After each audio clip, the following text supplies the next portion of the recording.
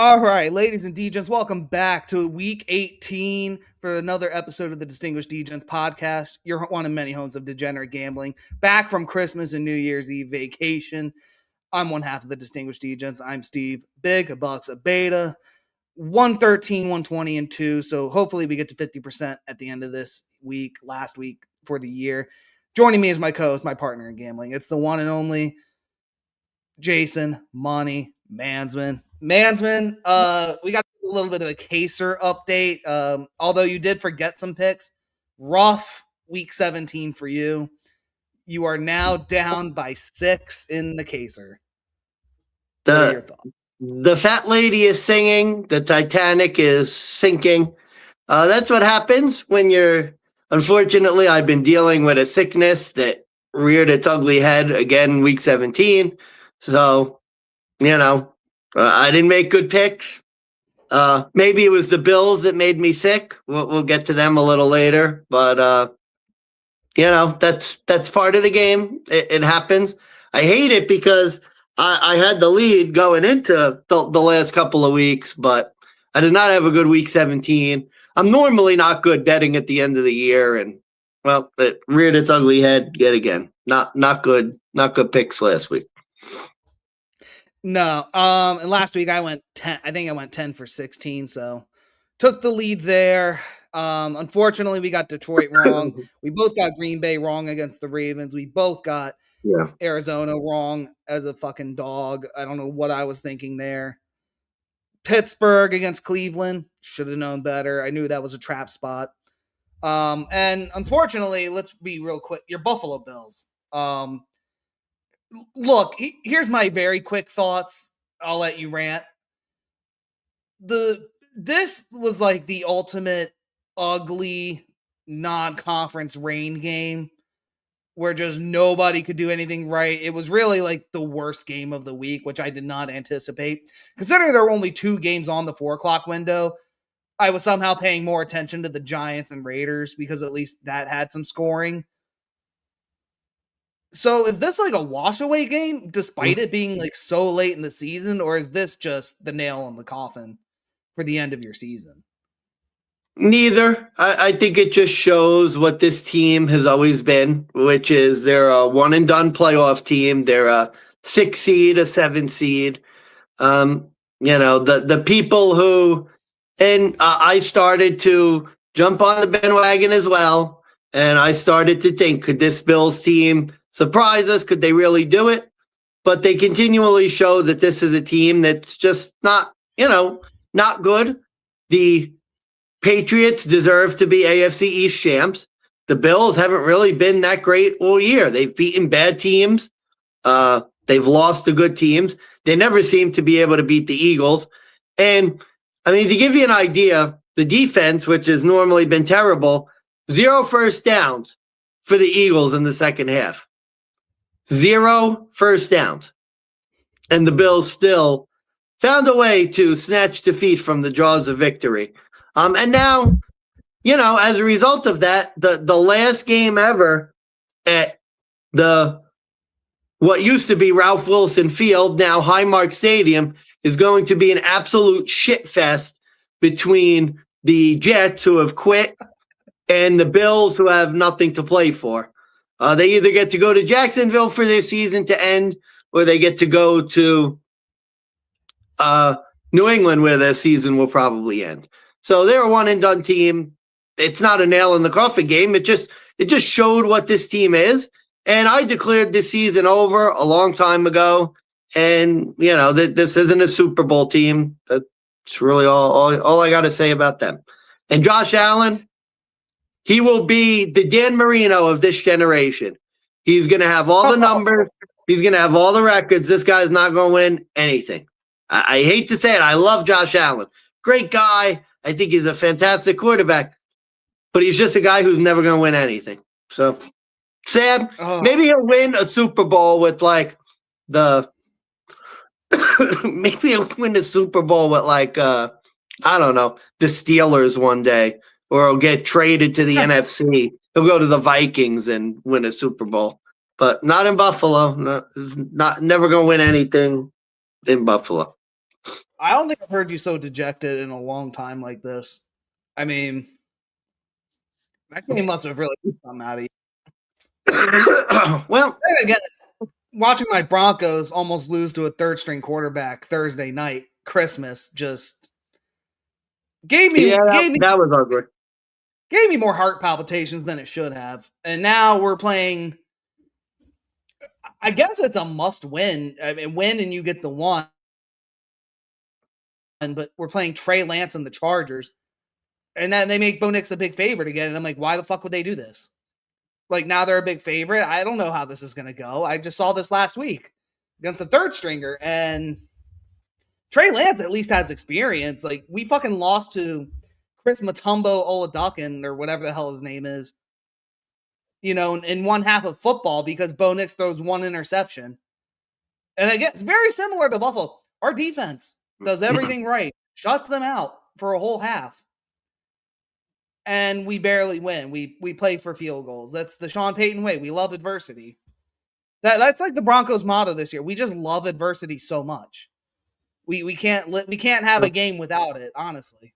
It's sad because we kind of need a Broncos-Bills playoff game because it might be one of the worst first halves in NFL history because it's literally two teams that just suck in the first half. And the Bills are actually the best second half team in football, and they're like the worst first half team. Yeah. So it could be one of the worst first halves in playoff history, but I don't think that's going to happen. I don't either. But there is a chance for Buffalo. And as we go through the games, Buffalo has a chance to. They have not secured a position. They are a wild card team, like they are in the playoffs, but they could be the 5, 6, or 7 seed this week, depending on how games go. So we really don't know. 6 looks the most likely. Yeah. 6 looks the most likely, and that their season will probably end in Jacksonville. So. Yeah, I have the playoff simulator up, so like we can mess around with what could happen, what ifs. But week 18, we have not gone through 16 games since week 1. We got 2 Saturday games, 6 in the 1 o'clock window, another 7 or 8 in the fucking 4 o'clock window, and then just Sunday night football to end the season. Yeah, no 4 games, all 4:30. Yeah, I mean the good news is some of these games you could go over pretty quick just because they're kind of throwaway games, to be honest with you. Yeah, that's fair. Couple interesting matchups. Couple interesting matchups. Saturday is going to be interesting, I think. Although, like, I just want to give a heads up. I do think whoever fucking scheduled week 18, whoever went to Chat GPT and gave them the prompt and just said submit, they need to be fired. Last year, in the Sunday Night Football head-to-head, we had the fight for the NFC number 1 spot. Why on earth would they have the same exact prompt but move it to the Saturday window? I have no clue what the fuck they were thinking. Like, you are literally going to make most of the NFC games next week. No, like, they're going to be throwaways because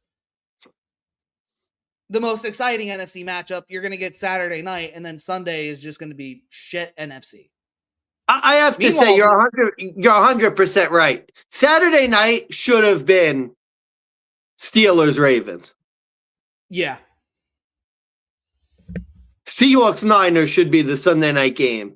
But I guess since both teams are in the playoffs and the Steelers-Ravens game is really the only game where I think, right? That's like the only playoff spot still up for grabs. I think the rest are, well, I guess Panthers-Bucks, theoretically. Yeah, Panthers-Bucks is up for grab. However, regardless of, which we're going to get into right now, whoever wins that game, it's not secured until the Saints-Falcons game is over. Well, that's not true. If the Panthers win, they're in. Because they'd be 9-8, and the Bucks would be 7-10. So Panthers are winning, they're in. I think. Yeah, you're right. You are correct. Panthers are winning. Panthers winning in. Bucks, on the other hand, would need the Saints to win in order to get the division. So yeah, we got a lot of fucking crazy Saturday games. Might as well start with it. Let's get it moving. Saturday, 4:30 at Raymond James Stadium, Tampa, Florida. It's the Tampa Bay Bucks, 7-9, hanging on to dear life. Minus 155 on the money line for the Bucks, minus 3 on the spread at plus 100. Panthers are catching 3 plus 130. 43 is the total. So we have a Saturday game, so short rest for both teams. Carolina, I think, is coming off of a loss to Seattle. Tampa coming off a loss to Quinn Ewers and the Miami Dolphins. Jesus Christ. Mansman, do you have any thoughts to kick this off, or do you want me to go ahead and start? No, I'll start it off because this is my dog of the week, Carolina Panthers. Whoa. Oh, we're starting strong already today. Yeah, yes, sir. What have the Panthers done all year? They win a game, they look good, lose a game, then they lose horribly. What did they do last week? They lost. Horribly.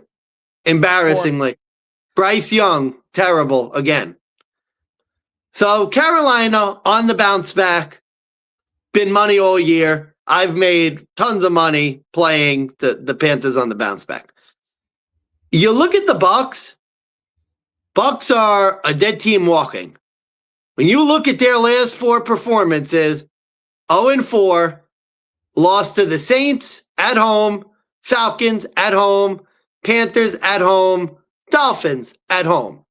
Before that, other than beating the Cardinals by 3 points, the juggernaut that is the Arizona Cardinals, scorched by the Rams, scorched by the Bills, beaten by the Patriots. So this team in the last 8 games, 1-7. Yeah. Why is this team a favorite in this game? They have not been good for 2 months.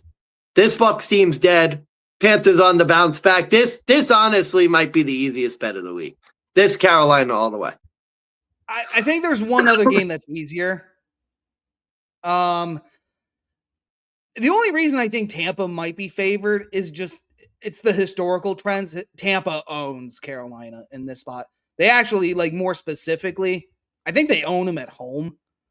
I want to say it's like 6 straight, 5. It's 5 straight they've won at home against the Carolina Panthers. And I think it's been 5 straight they may have covered too, but that I haven't looked into. I know it's 5 straight they've won at home against Carolina in this spot. And again, when this is a week where it's like all division games, I'll throw trends out there, but like this is like chaos week of week 18. You got to throw some of these trends.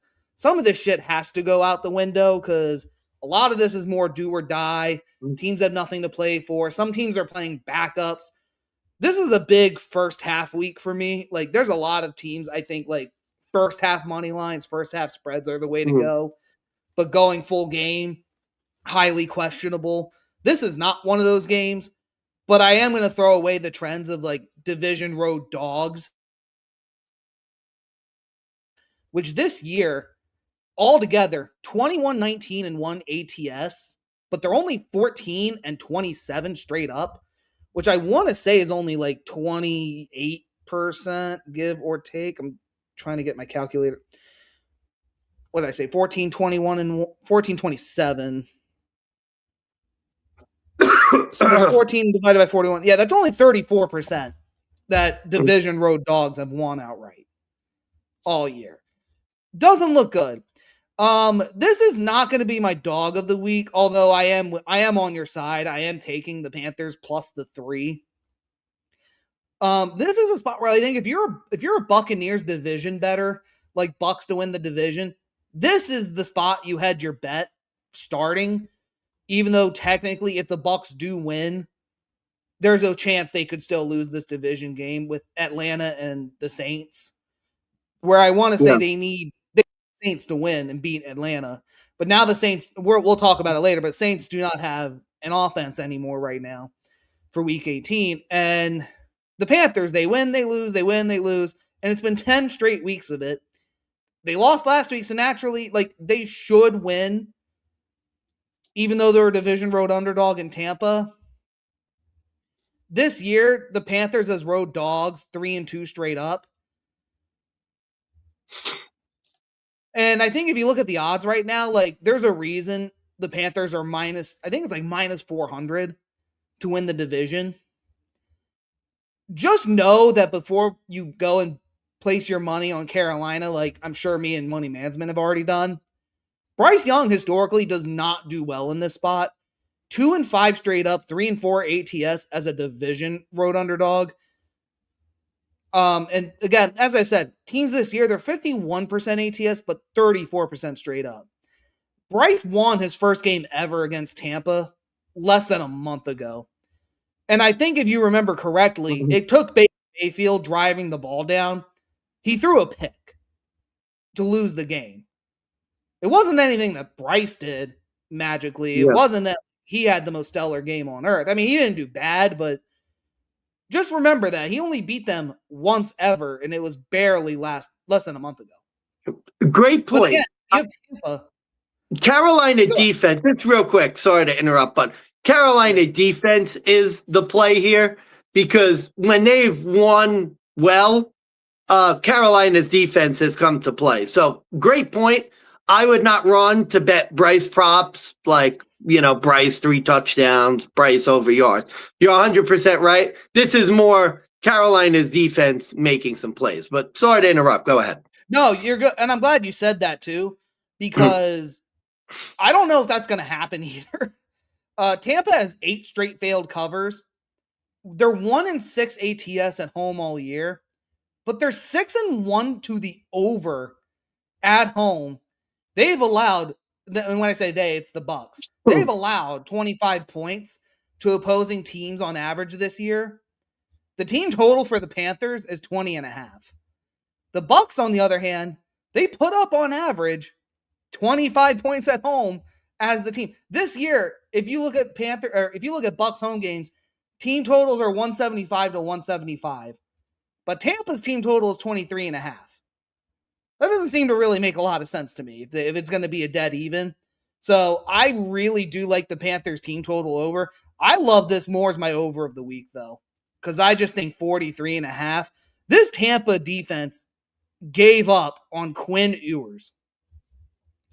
Yeah. And Bryce Young, I think it's McMillan, I think, and Rico Dowdle. They have a lot of player incentives riding this week. I think Rico only needs like 7 rushing yards or something, but he needs another touchdown.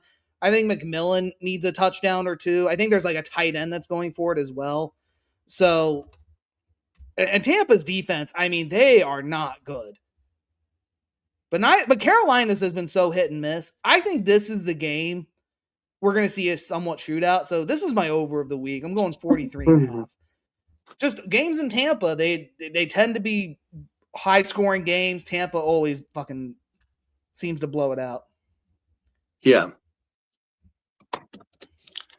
Okay. I mean, I think my guess is it will be an over. My guess is it'll be an over as well.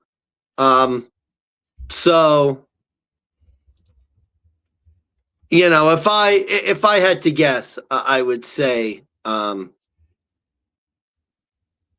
yeah, I think it's going to be over, but I think Carolina's defense is going to force a couple turnovers.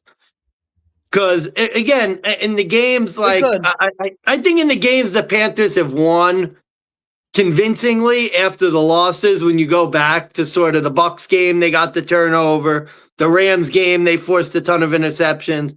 Like I would expect Carolina's defense is going to get some turnovers in this game. And if they don't, Tampa will win. I think you're right. I think if Bucks get over, I think the Bucks are going to win. Yeah, I mean, Carolina's defense, I want to say they're 8th in interceptions. They've got 14 on the year. They're just not really good at the stacks, so they're not really the best at getting pressure. And really with fumbles, it really is hit and miss. So, and they're still like at best, I think, a middle of the road defense. But this comes down to, does Baker Mayfield show up? I don't think he hasn't shown up in 10 weeks. I'd make the case. So I don't see Baker Mayfield besting this team over a field goal.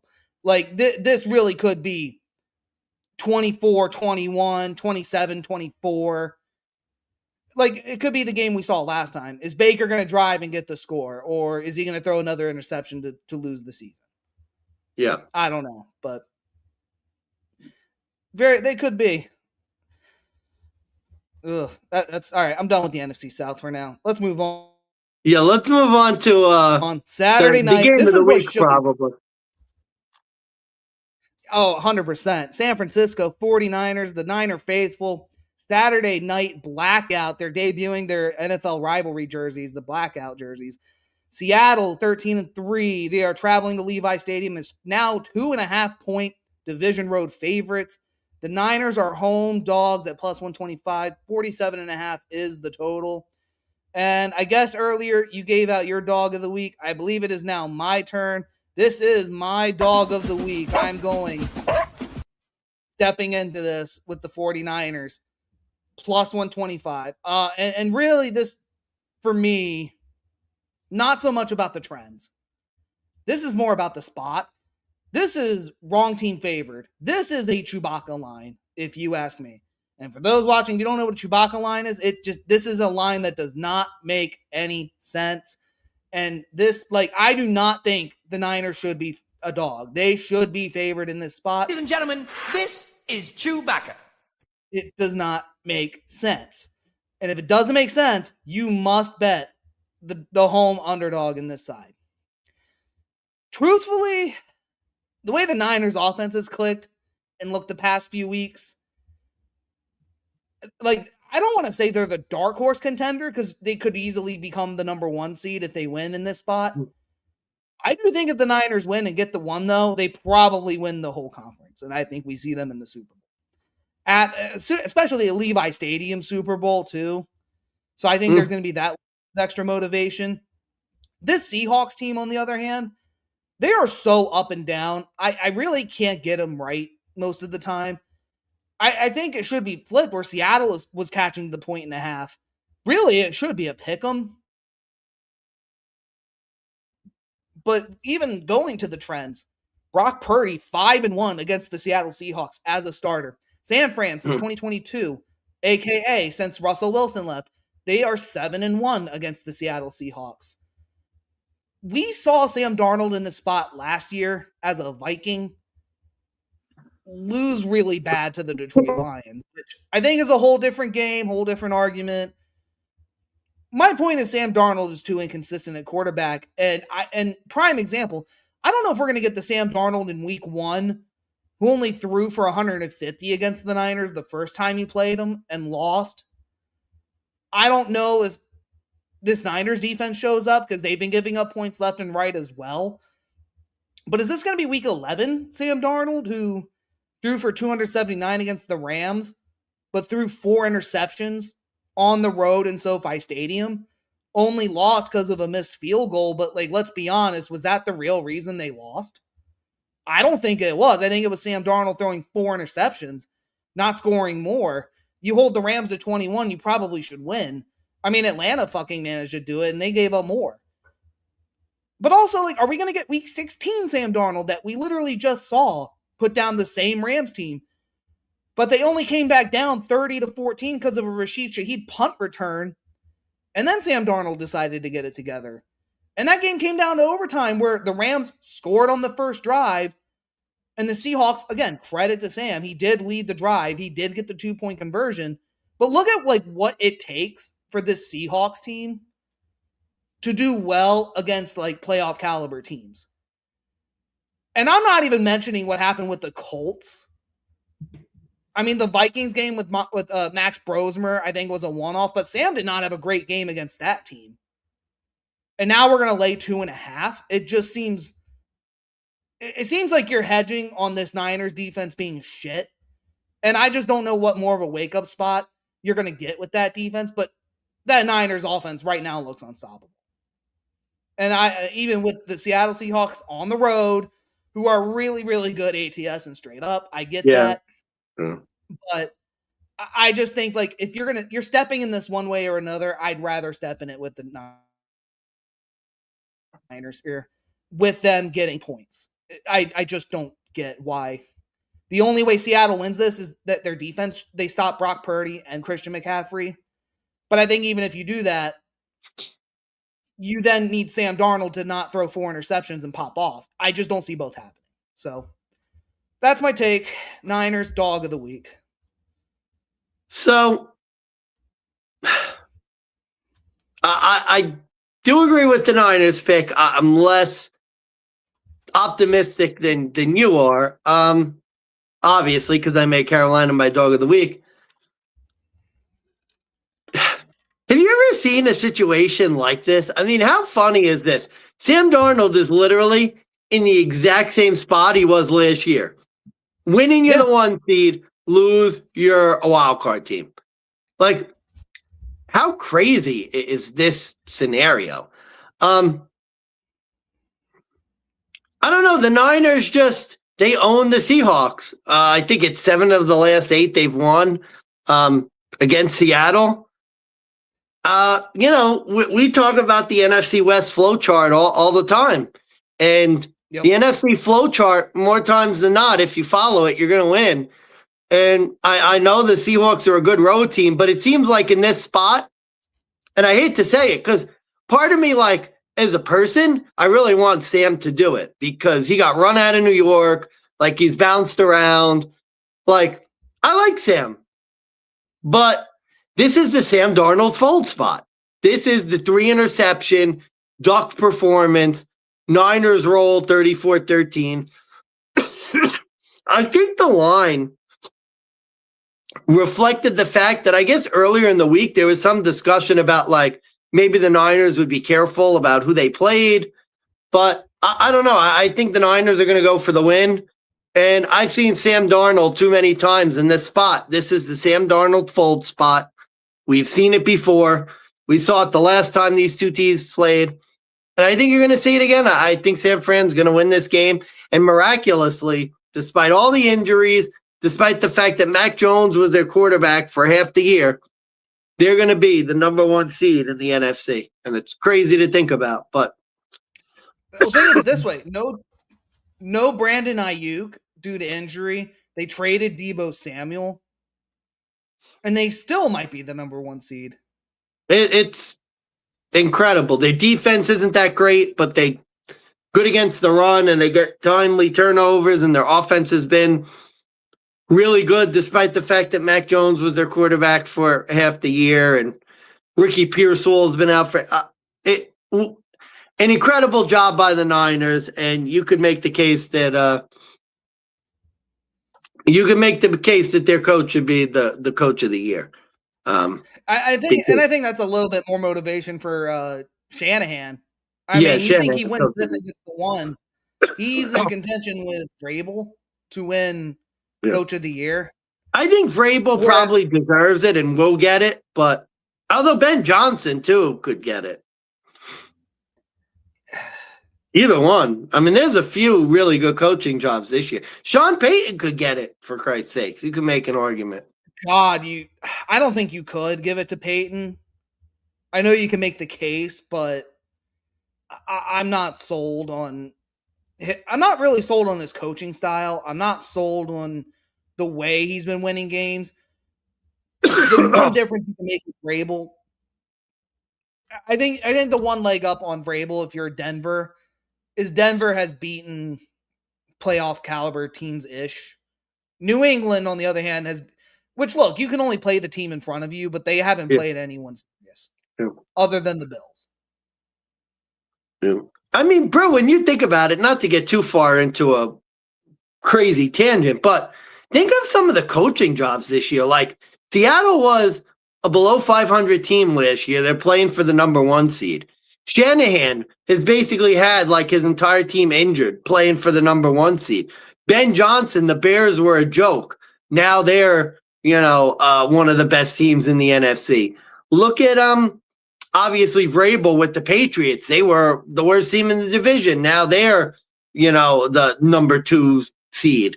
Look at Denver. I mean, hell, look at D'Amico Ryans. Houston, remember Houston was unbettable in the beginning of the year where they, they couldn't even beat Tennessee practically. Like they were one of the worst teams in football, and all they've done is rattle off, 11-6 season or 10, whatever 5-loss season. So there's a lot of really great coaching jobs this year. The coach of the year, there's a lot of guys you could give it to because there've been some really, really good coaching jobs. Well, you know who you can't give it to? Either of these next two teams. Let me get rid of the banner. Let's get through this one. Why don't you introduce them? I'll be right back. I'm gonna take my minute. Go for it. All right, we got the Cleveland Browns, head coached by Kevin Stefanski, former coach of the year at winner. Catching 7.5 on the road as a division road dog, plus 300 on the money line. They're going to Cincinnati to take on the Bengals and Joe Burrow. Minus 7.5 for them, minus 380. 44.5 is the total. Oh, boy. I really don't know if I have too much here. I'm waiting on my co-host to get back here. We got some comments here. We'll see here. We got a big Bears fan here. What's up, Red One? What's going on, man? We're just giving out our best picks. We're on the best picks for the week. We're on our third game so far. Jesus Christ, Cincinnati. They're 5-2 straight up in ATS as home favorites. And this is more about Cleveland on the road where their defense does not travel. Browns are also coming off an ugly-ass win against the shitty Steelers where they are they're 0-6 off a win. I don't know if I want to bet on Shedeur Sanders here in this spot. And this seems like the big Joe Burrow closeout game. I got nothing much more on this, so I'm taking Cincy here. I'm waiting on my co-host here. Where are we from? We're both from Maryland. What about you, man?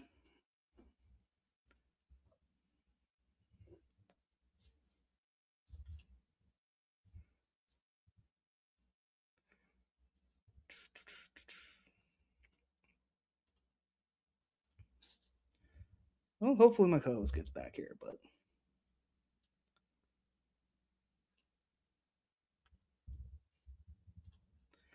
okay.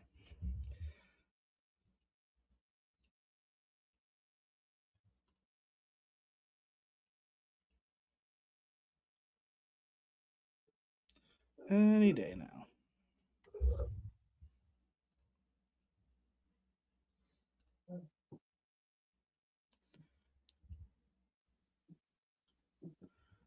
What am I doing? I know what I was going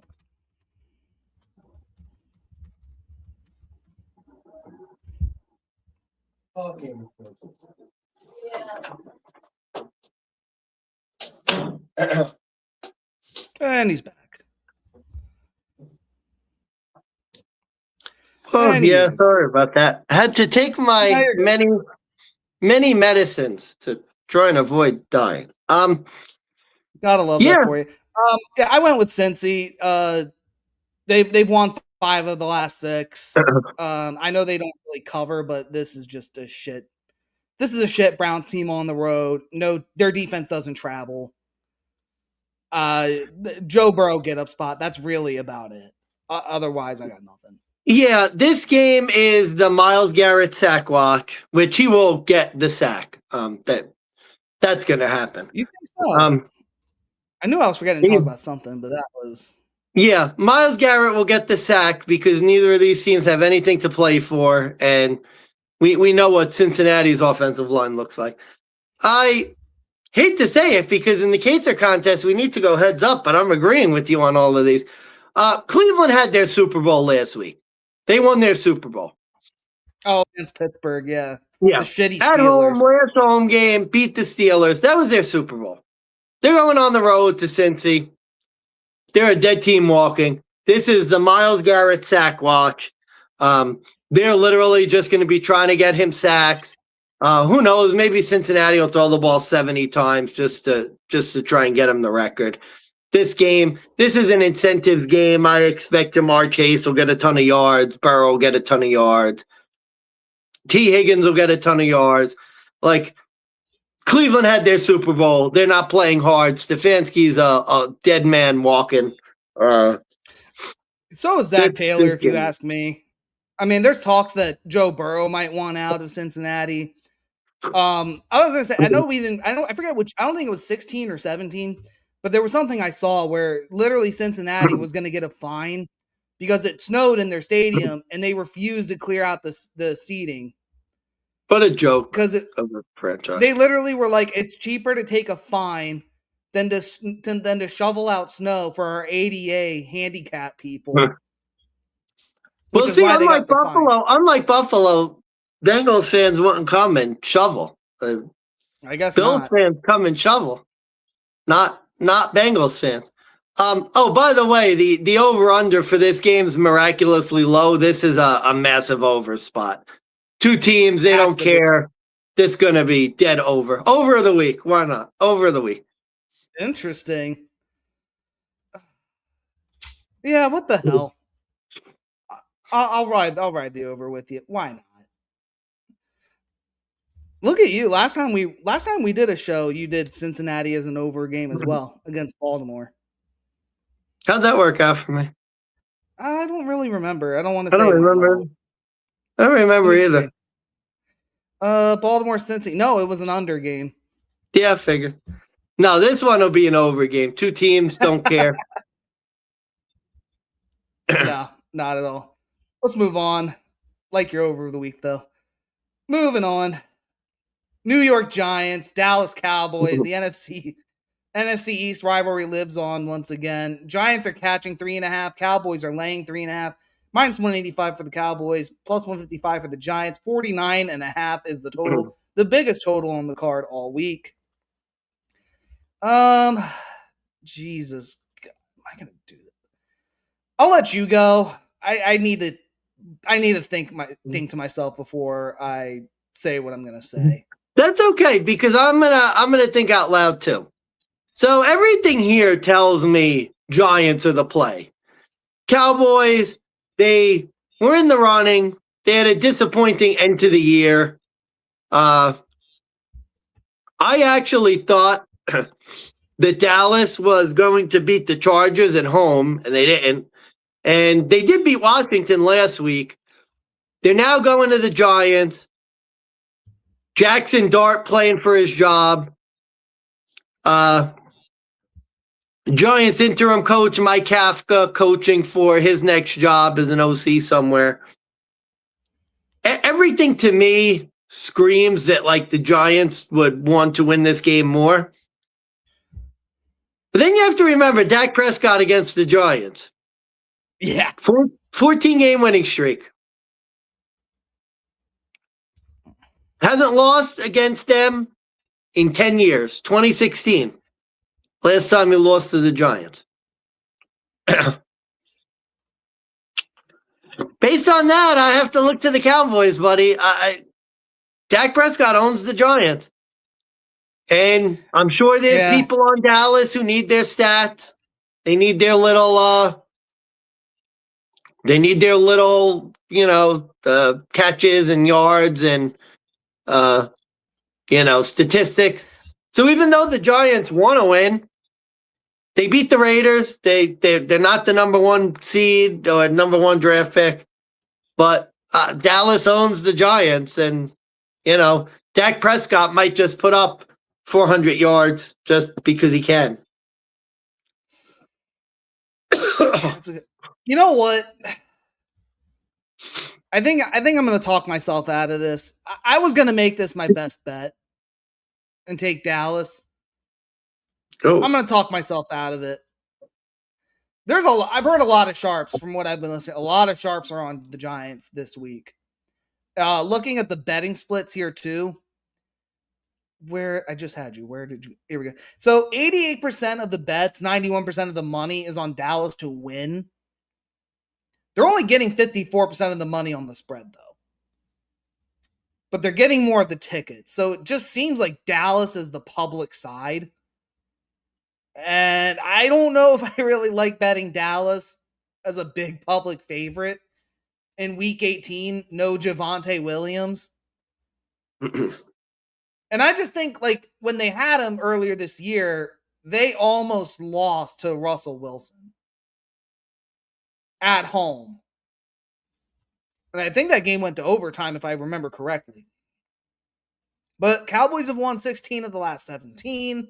They covered 12 of those. They're 6-2 ATS in MetLife. 4-1 ATS as road favorites in MetLife against the Giants. And the Giants are coming off of what I think is their Super Bowl, where they effortlessly took down a Raiders team that could be relegated to a Mexican flag football team. I see that Dak is planning to start, but I have a feeling we're going to see Joe Milton III. And I'm assuming the Giant starters are going to be out there as well in a meaningless game. And the Cowboys beat up shit teams. It is what they do. Here's why I'm going to talk myself out of it, though. Dallas released Trevon Diggs for what seems to be no reason after they literally signed him to what I think was a $92 million deal in the offseason. Yeah, that was weird. That was a weird. That to me screams Jerry saw that Diggs was arrested and just said, fuck it, release him. Not realizing it was the wrong Diggs. Well, those Green Bay immediately picks him up off waivers and signs him to the team for their playoff run, which tells me, like, somebody fucked up in Dallas. I don't know. So now there's no Trevon Diggs. Giants have nothing to lose. And this just seems like the public Barney spot where, well, you're getting Dallas -3.5 against the shit Giants team. Bet Dallas. I'm going to pick them, but I'm not making it my best bet anymore. And I haven't played money on it yet. Thank God. I was about to do it. But I'm not going to pull the trigger. But I'm going to take Dallas here in this spot. And I'm going to take the over 51.5 too. I actually have played this already. I think out of the 16 weeks we've seen already from Dallas, they're 15-1 to the first half overs. And I'm playing that again this week too. Because I could just see I could see this being a shootout first half. Yeah. So I'm going Dallas first half over 24.5, which is a lot of points, but they did it to Washington. I think they could get it with the Giants too. Well, at this rate, I'm going to have to congratulate you on winning the Caser contest. Picking a bad week to be all the same. I mean, I guess I could play the Giants just for the fun of it, but I think that's.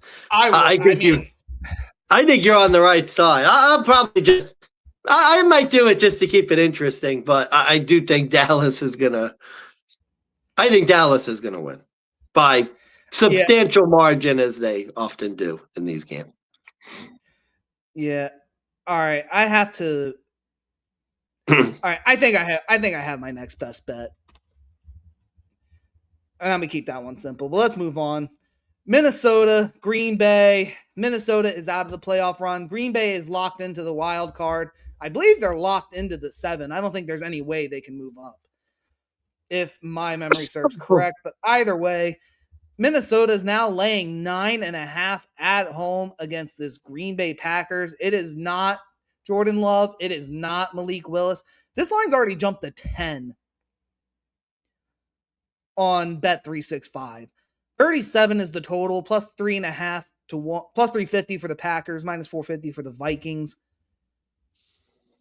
Oh, God. It's going to be Max Brosmer versus, what is this fucker's name? Clayton Tune. Clayton Tune, by the way, you might remember him. Here's my handicap. Oh, hold on. Clayton Tune. He played. Remind me. He played. I'm glad I looked this up because I remember this guy now. He played in Arizona against Cleveland in 2023. Right.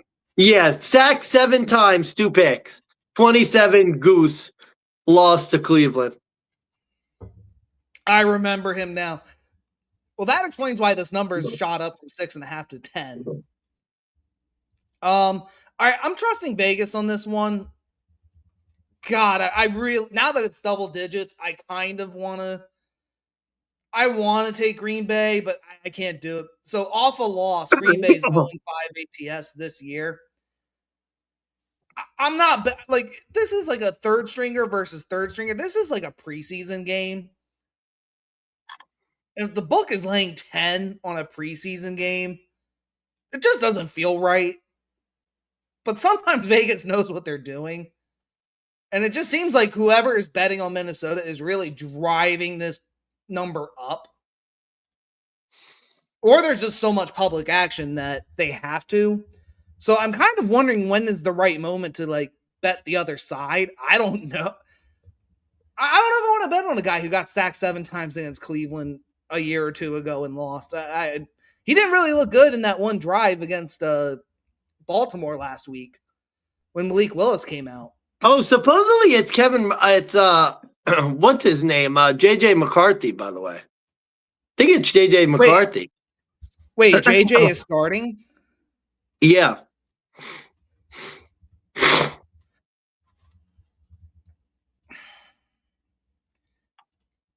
Bet the 10. Take Green Bay. I can't. The guy has a hand injury. Should have been out for the year. This Minnesota team is in dysfunction. I can't do it. Take the 10. I really don't know. I'm not betting minus 10 on JJ. I'm not betting this game. Not that I wanted to bet with fucking Brosmer, but Brosmer did win a game.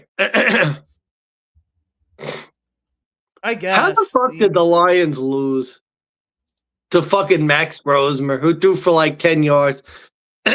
Anyway. Anywho. Well, I guess I got to play Minnesota to keep the contest in. It's interesting.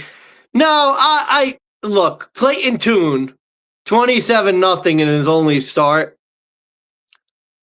I don't know what's going to happen in the game, but I know at the very least Minnesota's defense is going to show up. So Minnesota, I guess. I mean, I don't know. I'm not playing this game. If I had to choose, I think I'd choose Minnesota. But JJ McCarthy being back does scare me if he's not 100%. I think I'd rather have Max Brosmer, just because Max Brosmer will just hand the ball off and not throw 3 interceptions. Like, I could see McCarthy pressing because he's playing for his life, and he fucking throws like 4 pick sixes. And that's the only way I think I lose. So I'm a little less confident with McCarthy. I mean, there's apparently a hairline fracture in his hand, and he's going to play. It's what ESPN's telling me. Like, is it? I just wonder, is this like a fucking mechanism where JJ will start, and then he'll be benched the rest of the game, and then we'll see Brosmer?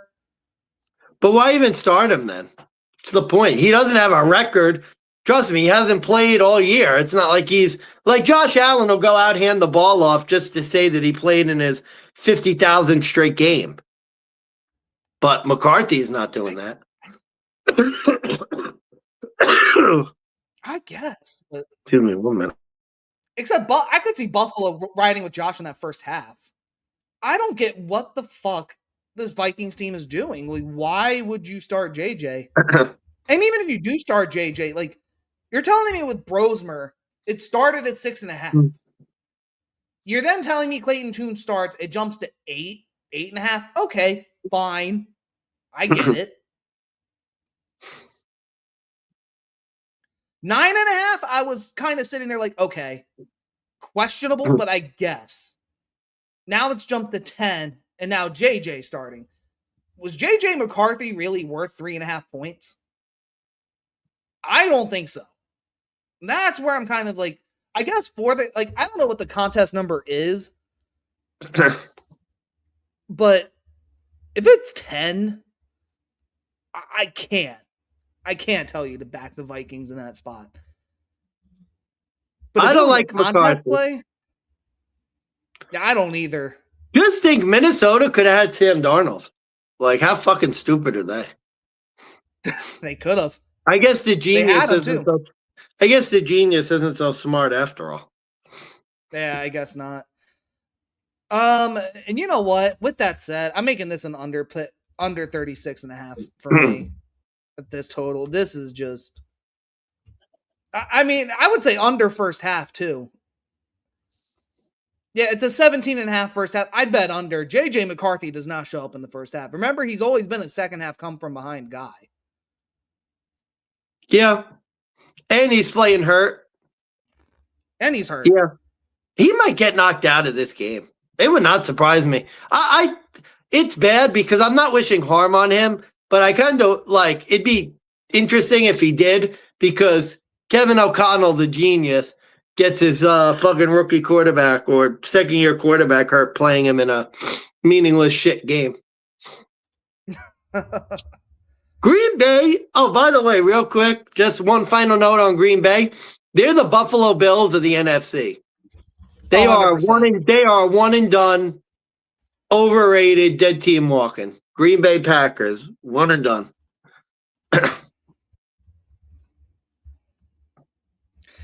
Fair enough. All right, I guess I gotta make this line too. All right, I'm ready to move on. I got nothing left. Yeah. Green Bay shit. They're one and done. All right, moving on. It's the Indianapolis Colts, now being led by Riley Leonard, making his very first rookie debut start, catching 10, going to Houston to take on the Texans, who are essentially, if I'm trying to think if they have the wild card locked. Yeah, it's locked. So just to confirm though, Texans win, Jags lose. Houston wins the division. So they do have something to play for. Okay. Let me put that in. That is correct. Okay. Thank you for saying that because I wasn't aware. So Colts are 4-1 road underdogs. Texans are minus 550. 39.5 is the total. Mansman, I think it's your turn to start us off. I'm gonna let you go, but yeah, this is ugly. This gonna be an ugly game. Houston all the way. I just think their defense is too good. I think is this an AFC South flowchart game? I can't remember if no, I think that's Sort of. Jacksonville. It is, but sort of. Either way, I mean, it doesn't matter. I think Indianapolis. Here's how much they believe in Riley Leonard. They got a 44-year-old Phillip Rivers off his couch to play. That's how much they believed in Riley Leonard. They're now throwing him against the best defense in football. Yeah, I think I'm going to take Houston here and just call it a day and move on with our loss. All right. So remember when I said this was sort of a flowchart game? Mm-hmm. The flowchart is you take the road team. But you're kind of on par with where I was going with this game. So looking at the flowchart, if you go back to 2015, the Texans have only won 3 times at home against the Colts. So they are 3-7-1 going back to 2015. Outright.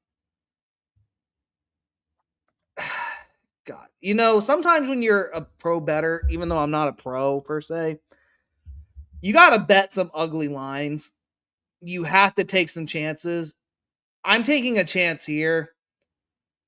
And God, again, I feel like I'm stepping in this, but I'm stepping into the Colts plus 10 as my fade of the week. I'm fading Houston. I'm fading this Houston team at home with everything on the line. This is about the number. This is not about Riley Leonard. This is not about the Texans being a shit team in this spot. Look, going back this year, there's been 8 rookie debuts. 2 of them have won outright. Jackson Dart against the Chargers at home. Shador Sanders against the Raiders. You want to add in JJ? That's 3 out of 9. I don't think the Colts need to be catching double digits, though. They've been losing since November, and they're 1-7 in that stretch. So I'm not shocked that this number is as high as it is. But since 2002, so since the Texans have been an NFL team, they've covered this number only twice against the Indianapolis Colts. 3 times if you want to count a push, because one game ended in 10. 90% of the bets are on the Texans team to win outright, but there's only 53% of the handle and 63% of the money on the Texans minus 10.5. Kind of inclines me to think that there's some sharp money coming in on the Indianapolis Colts here. And looking at other trends, since 2022, the Texans are 5-1-1 straight up against the Colts, but they're only 4-3 ATS. They're 1-3 as favorites against the Colts. And it's not that I'm here saying, like, let's lay points because this is a rookie quarterback debut. All year I faded this spot, and I was pretty goddamn profitable, so why am I switching it now? It's not that I think the Colts win. I've seen Carson Wentz, Anthony Richardson, Gardner Minshew. I've seen Matt Ryan tie this team and cover this number. I think for the Texans, it's not that it's a meaningless game. I've seen them against the best. I've seen them against the worst. They don't blow teams out necessarily. They tend to just play comfortably close. And this is a game where, like, I think even if you're up 17, this could backdoor cover. I think if you get the 10.5 hook, you have to hit the Colts. Especially if you were early and bet the Texans. Bet the other side, try to middle. But well, I hear what you're saying, but don't think it's a good handicap. Well, and I think literally all you need to know is not the Colts' offense has not been the problem. It's been their defense. And I don't think CJ Stroud has really been electric as a quarterback. I don't see CJ throwing 4 tutties, 500 yards. Like, this could be 60% completions, 2 touchdowns, a pick. I can see a couple 3 and outs. I just think this is going to be a lot closer than we think. Okay. And these two teams always play close. Colts might get shut out in this game. And if they do, they do. And if I'm stepping in it, so be it. Like, because you're right. It's a rookie debut. And I hear you. They did throw in Phillip Rivers. But I'm also thinking, like, they could have rode with Phillip Rivers one last time. He's stepping back and saying, let the rookie come in. I think that's more telling. Like, Rivers could do it, but he's not. I don't think he can keep up. Riley Leonard, like, I think he's had some snaps. I know it's a start.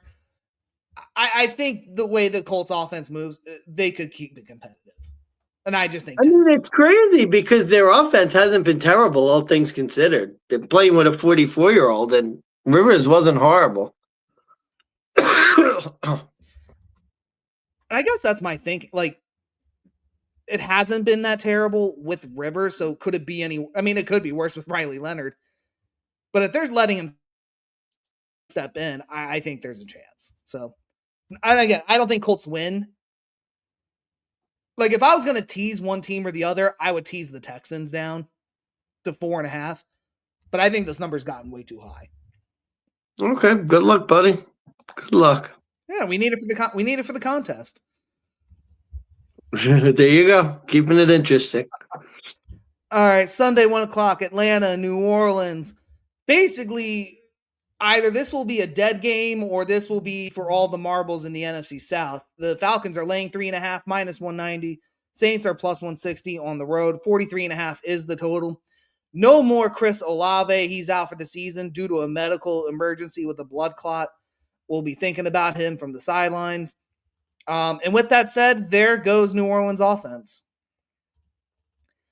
I'm hopping off the Shuck train because Chris Olave already did, but Atlanta is just red hot right now on offense to end the season. They're in a meaningless game. They have nothing to play for, so there's nothing for them to lose. And they're beating up an injured NFC South team that they, I think, have the biggest rivalry with. And there's no other real playmakers for this Saints team. Like, I wish there was like another week or two of Atlanta. I wish Atlanta honestly was the fucking division winner, because then I could fade the shit out of them in the playoffs.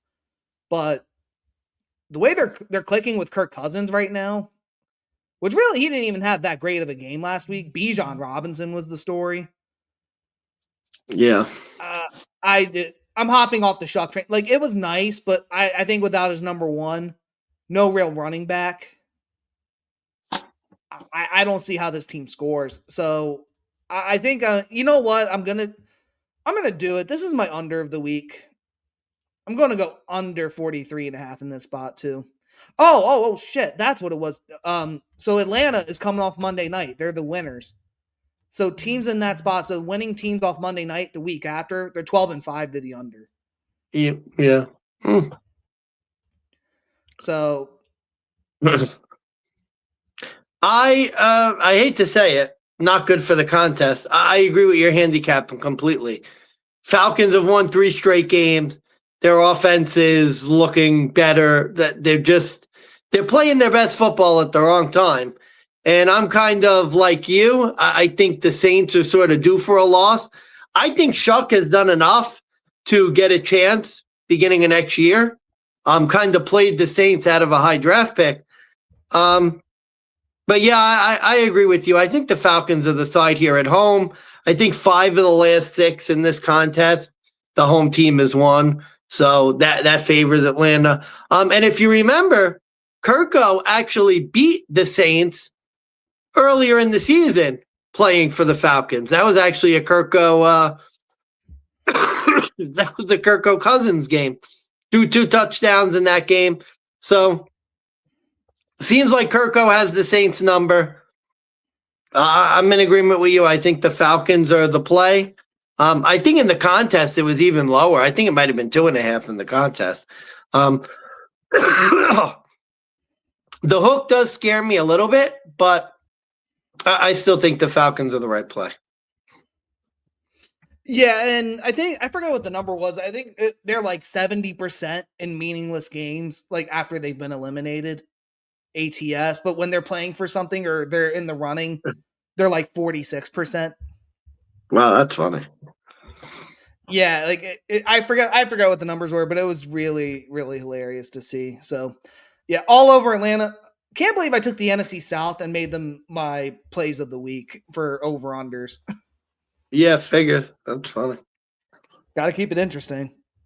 All right, next up, AFC South. We got the Jacksonville Jaguars taking on the Tennessee Titans at home, laying 13.5 minus 800, 47.5 is the total. The Titans are 5.5 to 1 underdogs.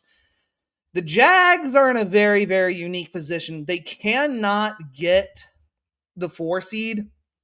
However, every other seeding in the playoffs right now for the AFC is up for grabs with this team.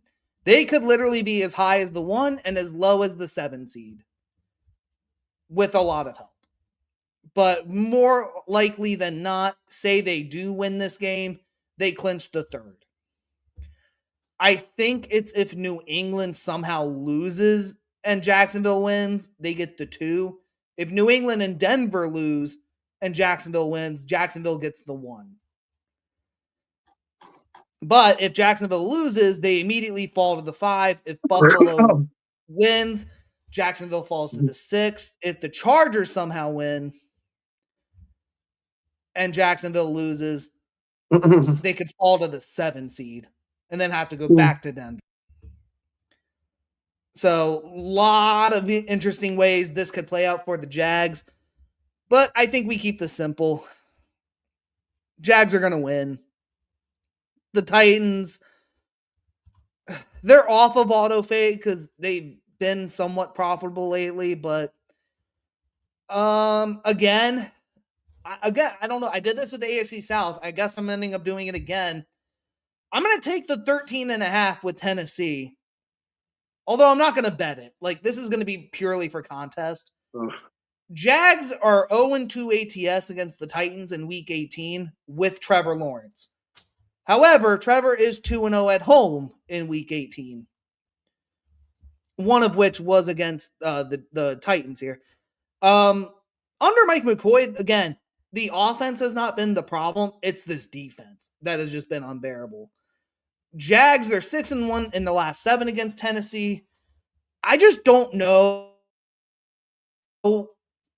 how far into the weeds this Jags team is really going to play for here, because they've already clinched the playoffs. I guess you could say they could come out and fight for the 1 seed, but do you really want to like, I've seen teams in this spot where like you're banking on 2 teams to lose and they're both winners. Rarely does that ever pan your way. I don't see New England and Denver both losing. I can see one or the other. But if that happens, it doesn't matter. Jacksonville wins, they're the 3. And that's that. And I really think that's what this team is just going to play. They're going to play to win, but they're not going to play to make a statement. They're not going to play to blow a team out. They're not going to, I don't think they show up in force, because I think they're going to be more focused on the wild card weekend. And this to me just looks like a Trevor Sleepy spot where they could pull him after the first half one way or another. Because even if I'm wrong, and let's say they do come out and blow him out the water 28-0, Trev could get pulled in the first half. And I could just see a second half come from behind with Cam Ward. I could see this game being too close for comfort, and the Jags just pull their starters. And realistically, I just don't. I think 13.5 is just too much. And again, you're always worried about the backdoor cover. And in this type of week, I don't want to lay that much with Jacksonville. There's only like 1 or 2 teams I would say, if Jacksonville was playing, you just 100% lay it. But the way the Titans have been lately, I think it's a little too much. Okay. So the Titans and Jags, when they played earlier this year, 25-3 Jacksonville. This is my best bet. Okay. Call it the Barney Bester. Give me the Jags minus 13.5. And here's why. And you kind of described it. They have the benefit of the fact that Denver and New England play at 4:00. And Houston is probably going to beat Indianapolis, which means Jacksonville needs to win this game. They're going to be motivated to win the game. That's what I want against a team that they already blew their doors off of on the road. Jacksonville 6-2 at home. They're a good home team. They're getting ready to celebrate an AFC South title. And I think they're going to, I think your handicap's going to work in the sense of like, I could see the Titans maybe winning in the second half by a little bit. But I could see this game being another, like Trevor gets like 4 touchdown passes in the first half. The Jags come out of the locker room, get a touchdown to put it away 35-0. And then the Titans maybe get it to 35-14 by the end of the game. So I'm going to write that down. Tennessee second half. I don't hate that handicap. Because I think Jacksonville's going to cruise. I think Jacksonville's going to cruise in this game. I'm going to look into that. I don't hate that, because I really wanted to play Titans plus 13.5, but then I remembered, oh shit, I got to bet Tennessee. Yeah, you just have to check the odds, because every Barney's going to be thinking the same way as me, that maybe Jacksonville's second half kind of takes their foot off the gas. Do you do Jacksonville first half? I would. I think you could. Probably Jacksonville minus what? 7.5, 9.5, maybe. We could take a peep. Sorry, my phone is blowing up. I'm gonna look into that. What do you make of the over under though? Because this was another one I had a hard time with. It's 47.5, and with this high of a spread, like this to me screams like defenses won't show up, and I'm just like, why?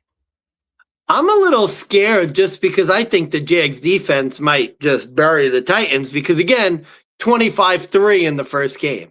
Let me look at the stats in that game. Yeah, Cam Ward, 141 yards. Trevor Lawrence, 2 touchdown passes. Yeah, Trevor, 2 touchdowns, like minus 175 or something like that. The real Josh Allen, 2 sacks.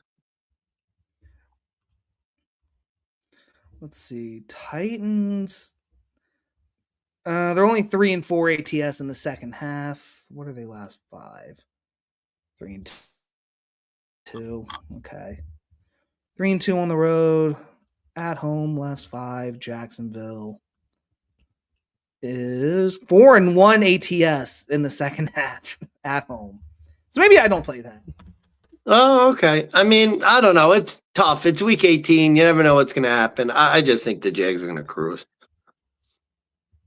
Can't fault the logic. I'm going under in this game, though. Makes sense with my handicap. Just a double-digit division road favorite or division road underdog. That's kind of what I'm leaning on here. But I think we're into the 4:00 window finally. LA Rams taking on the Arizona Cardinals. Rams are 8.5 point favorites, minus 425. Cardinals plus 325, 46.5 is the total. SoFi Stadium in Inglewood. So the Rams are coming off the Monday night loss. Teams in this spot, losing teams off Monday Night Football, are 6-10 and 1 ATS. They are 6-11 straight up this year. I think it's going to be 7-11 though. Don't know how you bet on this Arizona Cardinals team. And looking through history here, the Rams own the Cardinals. McVay is 15-3. This is literally the same line as week 14, except the Rams are now the home team. But this is the same spread. Yeah, I think I'm going to do it. This has to be my Barney Bester. Give me my best bet. Killer whale, orca! LA Rams, best bet. Okay, so I will say for the contest, I may have to play Arizona. But here's my tough thing, right? So the Rams are kind of locked in. They're probably not going to play their starters the whole game. Problem is, it may not even matter. I mean, this Arizona team is. I mean, how many times have we bet Arizona to cover and they've done nothing? And it's gotten worse the longer the year has gone on. I think they've lost and failed to cover. Yeah. So with that, I mean, I think if you're going to bet, the Rams are the bet. Even resting their starters, I expect that the starters will come out and play, the first half or whatever. I don't think you can. I don't think you could trust Arizona here. We've trusted them so many times, and they've spat in our face and kicked us in the nuts. I'm not losing any more money with Arizona for the contest. I may play them to keep it interesting. Another interesting pick, but if you're gonna bet the Rams. Yeah, and Cardinals are just going to be on auto fade. Again, love Jacoby Brissett. I hope he gets a real chance next year. I hope he gets another year to develop with the Cardinals. Maybe be a bridge quarterback for them before they throw in a rookie. But I mean, the only other thing I could see for the Cardinals showing up is Gannon. Is Gannon going to get this team up here? Who drove over here? Let me see your hands. Who took the bus? Did you have fire in your gut? Yeah, I mean, is that guy going to be a leader of men? Lead this team to just forget winning. Can they cover and keep it close against the Rams? He's led them to 8 straight losses, so there's that. And it's gone. There's his job. It's gone. I think Gannon's dead man walking here too. This could be the quit spot. If there hasn't been a quit spot for this Cardinals team yet, this is it. Nothing left for that team. All right. Mansman, I think we're going to have to fight. I think we're going to fight on this one. It's the Chicago Bears at home. Currently the NFC North champs. Taking on the Oh, I know. They're hosting the Detroit Lions, who are 3-point underdogs, plus 140 on the money line. 50.5 is the total. Bears are minus 165.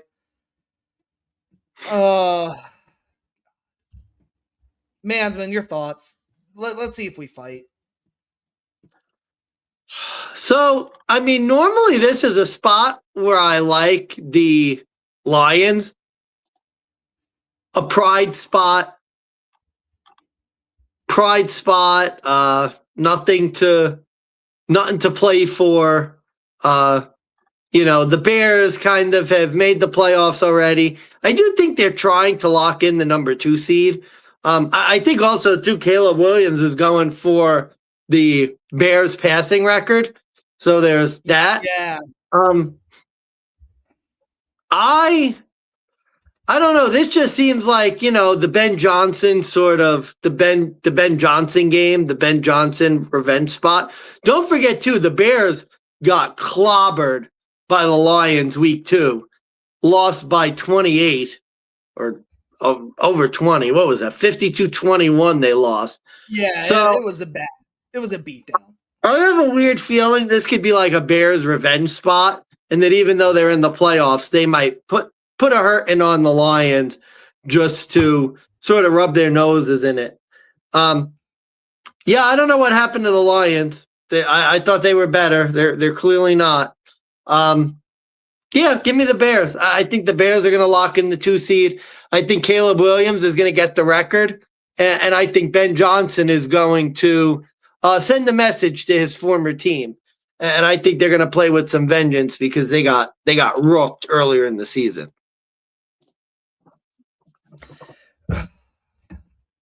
So in the last 4 Week 18 games, the Chicago Bears are 1-3 ATS in this spot.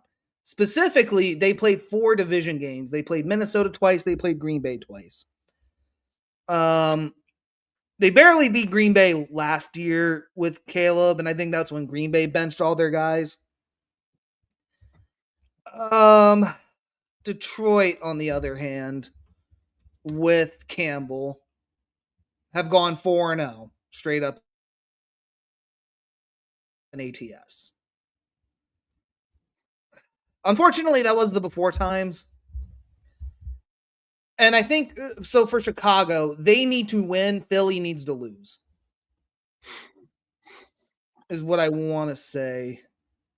Yeah, because if Chicago loses this game, they're locked in the 3rd. If they win and Philly loses, they'll then move to the 2nd seed. Or wait, no. Did I fuck that up? No, sorry, you were right. Yeah, so if Chicago wins, they move to the 2. Okay, hang on. I remember my handicap now. So basically what this comes down to, and I'm going to remind you later, that is the only thing they can play for. It's what home field advantage does the Bears want? Do they win, get the 2, host the Packers at home in wild card after they've been well rested? Or do you lose, stay at the 3, you host the 49ers, the LA Rams? I honestly would say I'm excited to see a 49ers rematch in Chicago. I don't think it's going to happen, but you can make the case that you would want Green Bay. So, and I've lost 3 rounds of betting on the Lions. I can't make it a 4th. It's Jared Goff in the elements. It's Jared Goff in the cold. But the Bears are coming off a Sunday Night Football loss. Their teams are 6-10 ATS in that spot. At 3 or less, I'm going with Chicago. I don't feel like it's the right side, but I just don't think Detroit is either. I think at higher than 3, if you can get the hook, if you can get 4, I'd smash Detroit then. Maybe I'll live bet it. I'll see how the game goes in the first drive. And if I can get Detroit at that point, maybe I'll play it. But this just, it feels like Chicago or nothing to me. Although, again, I don't really know. Is Chicago that motivated to play Green Bay a 3rd time? Or they played too close for comfort both times? Actually, the last 3 times those 2 teams played, it was a lot close for comfort. So that's the only thing I'm wondering. Like, is there going to be some Ben Johnson strategy in this game?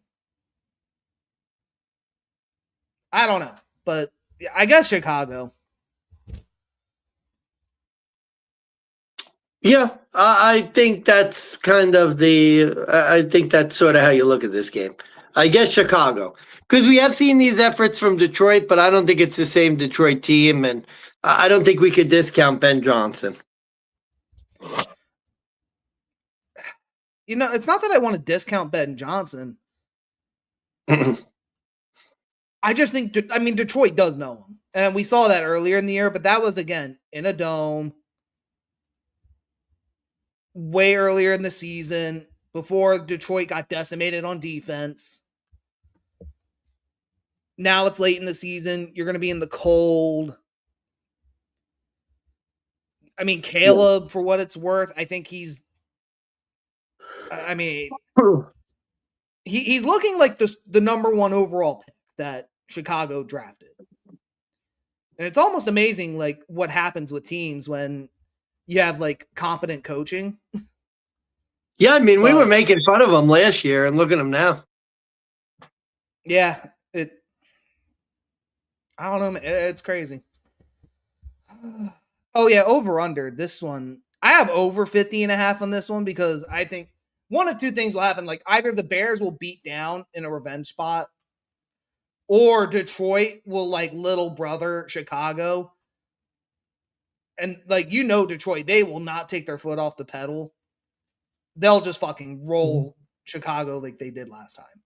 Yeah, I agree. I think it's over, too. All right. AFC West battle. In a meaningless shit game, it's the Las Vegas Raiders, who currently hold the number one draft pick, plus 220 on the money line. They are hosting the 6-10. Oh, I forgot to fix the Raiders line. They are 2-14. They are hosting the Kansas City Chiefs at minus 270, minus 5.5 for their third string quarterback, Chris Oladukin, and 36 is the total. Mansman, it's not your team. It's not mine either. But I guess you have a little bit of insight with the Raiders. What the fuck is this? What is this game? They're gonna play. They're gonna play Kenny Pickett and Aiden O'Connell, so they'll both have a chance to show why they should stay. So there's that. Wait. They're saying Kenny Pickett and they're gonna play both O'Connell. Because it's like a preseason game, basically. I mean, here's my handicap for this game: Raiders, because you'll probably play the Chiefs. So let's make the contest fun. Should it be the Raiders? No. Why? For what purpose? For what reason? They've quit on the year. They're going to lose. I don't know. I mean, the game terrible. The third string quarterback versus two third string quarterbacks. Ashton Genty's been a disappointment. Really, the whole Raiders have been a disappointment. Pete Carroll's basically collecting a paycheck at this point. God bless him. I mean, so was who was their OC before they fired him? Chip Kelly. Chip Kelly. Chip Kelly. Yeah, Chip Kelly's collecting a check from not working. I mean, now he's head coach of the college team again. Why? I don't know. That's just another team he's going to drive into the dirt. You didn't mention the one thing I was hoping you would. The Raiders are a Ronald Mansman special. They got blown out last week by a shit team. And now they're catching points at home in a meaningless Week 18 game. Oh, you're gonna make me play the Chiefs, you scumbag. I'll have to see what the number is in the contest. I'll have to see. I hate this game. I mean, you're so right, but do the Raiders have pride? Like they showed last week, they have no pride. No. Here's my thing. This is no disrespect to his name is Chris Oladokin, I think is how you pronounce it. And I'm not trying to disrespect the man. Last Christmas against Denver, they were 13.5-point home underdogs, which I thought was reasonable. He got a touchdown in that game, and it was off a turnover, and it was a dump pass to Kareem Hunt. And he put up a whopping 13 for 22, 66 passing yards that remaining game. Yeah. Now he's a divisional road favorite. Why? Like, what is this line telling you? You're telling me on a neutral, Chris Oladokun and the Chiefs are 7 points better than Kenny Pickett and Aiden O'Connell. In what fucking world is that true? And even if you say it could happen, like, let's just say it's still reasonable to you. You're telling me that, like, over 50% of the time, Chris Oladokun is going to win in this spot? And cover. And cover. He's not just going to win. He's going to win by 6. Where on God's green earth does that make any sense?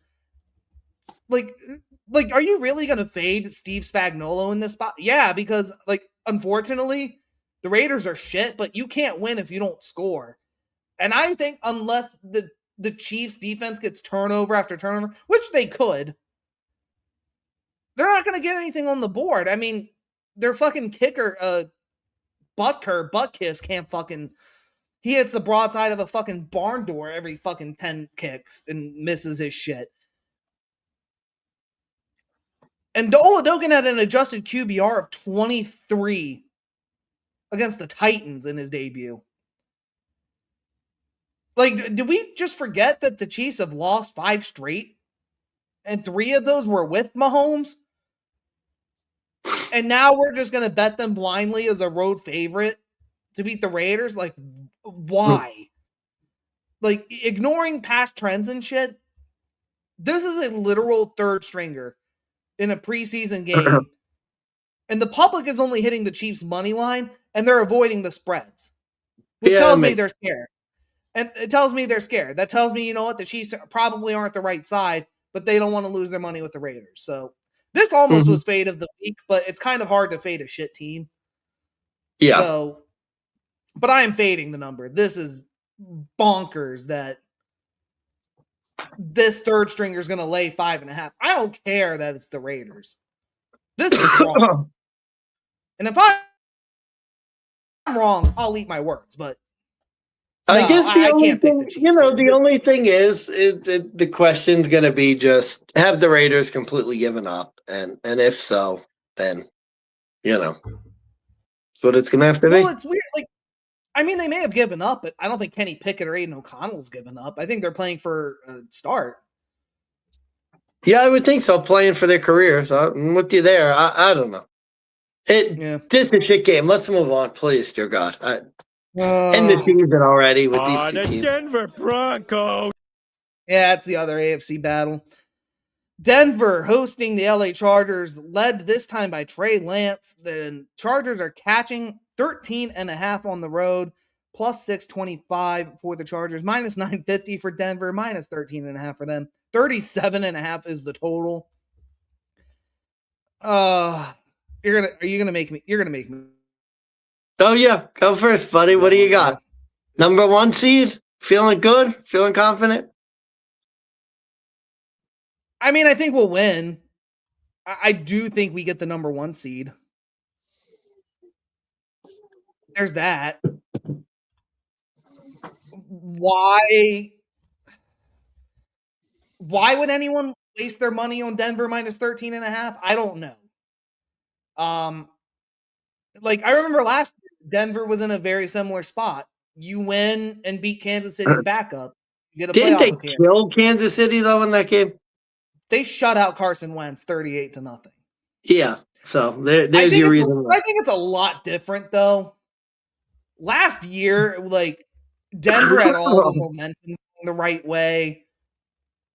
They were winning close games, but at the same time, there was that factor of, like, you need to win and get in. Denver has already locked the division, and they're basically telling themselves, like, I don't think it's that they're looking ahead. Like, I think they'll win. The problem I have is that last week, I watched Denver almost lose to a third stringer. Like, forget covering this number. Denver almost lost. And the Chargers they're benching Herbert off that loss to Houston. Trey Lance was not a bad backup for the Chargers in the preseason when I saw him play.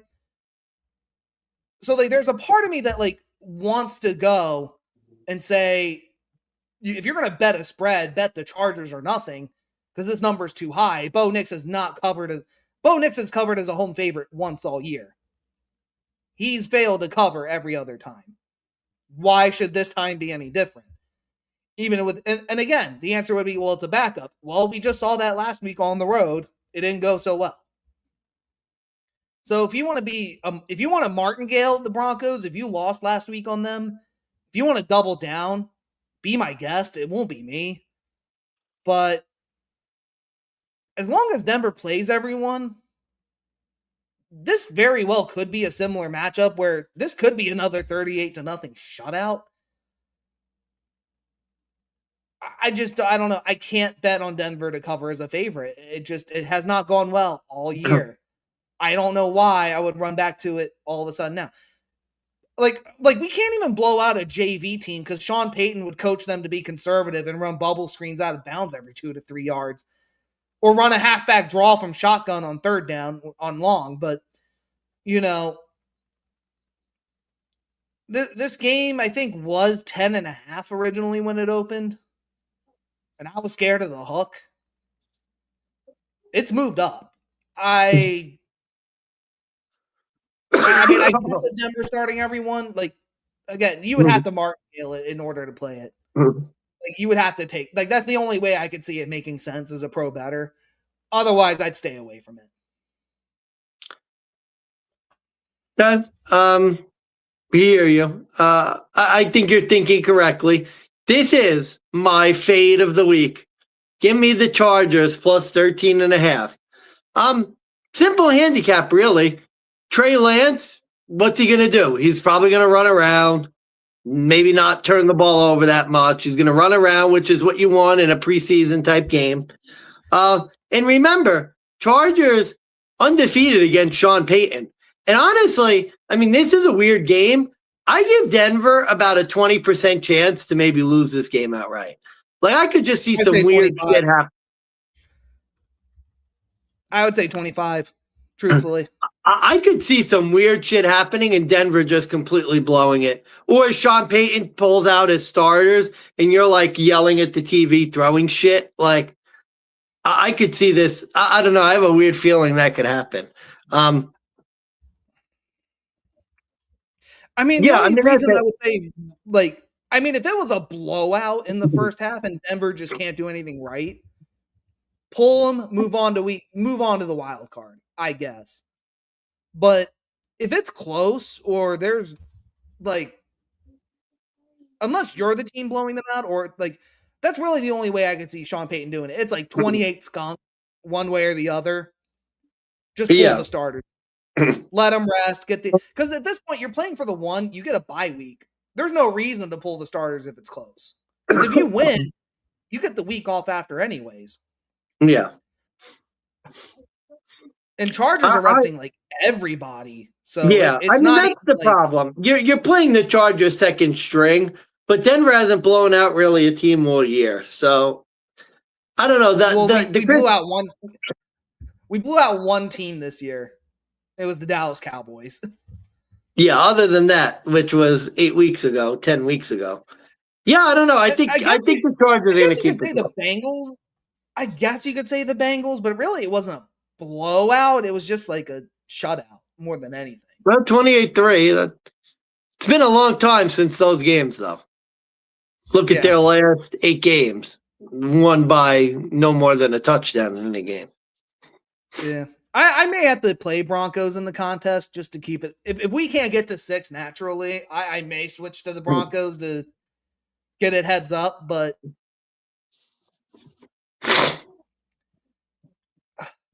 yeah, I don't know. It's hard to have an argument to back the Broncos as a big double-digit favorite here. Yeah. Okay. Can't do it. All right. AFC East. The New England Patriots are taking on the Miami Dolphins at home at Gillette Stadium. They are 11.5-point favorites, minus 650, plus 475 for the Dolphins. 45.5 is the total, and Tua Tagovailoa is still benched. It is still Quinn Ewers, and I have live audio of what this game is going to look like. You, Dolphin! And yep, that's Dolphins getting murdered by the Japanese. I'm sorry, the Patriots. Mansman, your thoughts. 11.5 Quinn Ewers and what I guess will be the Patriots starters. Well, Dolphins always play the Patriots close. You should know, we've seen this game before. Always seems like in these games, the Dolphins keep it close. Quentin Ewers, I mean, they got to win against the Bucs, who are just we talked about them tanking. It's week 18. Anything could happen. I think the Dolphins are going to keep the game close. It's Mike McDaniel's probably last game in Miami. I don't know if the team really wants to win for him or whatever. Normally I would say you're going to be New England. It's going to be cold, but you don't have Tua. Tua's a bitch. So he would lose, and Tua would lose in the cold. But Quentin Ewers, he may show a little bit more grit. So I've seen this game before. I think the Dolphins keep it close. Give me the Dolphins plus the points. Wow, he's going with the Dolphins. I can see why Miami is tempting here. They're a double-digit division road underdog, which all these other games I've been taking them. One team needs to win. The other is out and playing a backup quarterback. Earlier we talked about the Tampa-Miami game.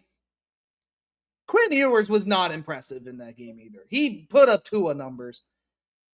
172, 2 tutties against Tampa's defense at home. Miami's defense gave up 380 scrimmage yards, 327 of which was in the air. Miami had, let's see here.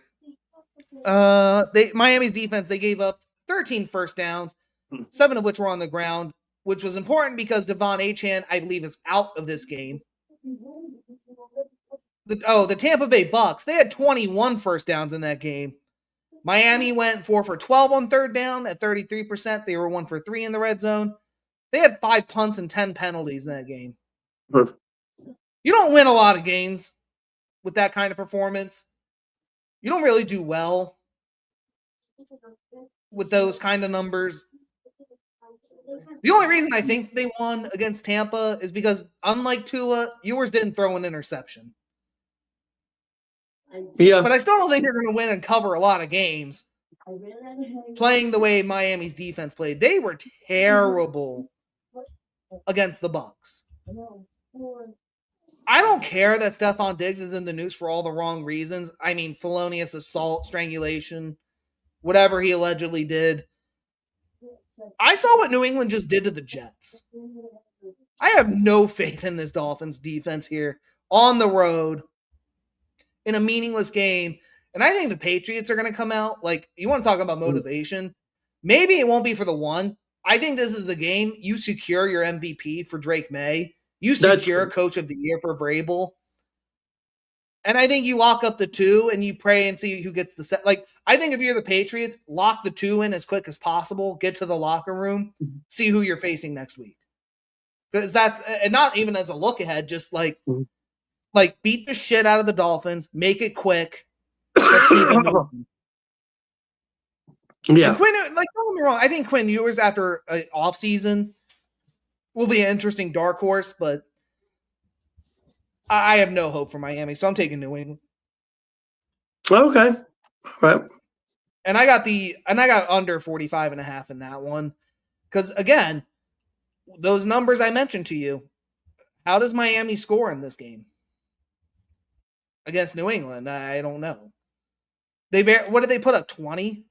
Yeah, if you think it's going to be close, you have to like the under. So I think I'd have to go with the under. All right. Mansman, are you ready? We only got, how many games do we have left? We have 3 games left.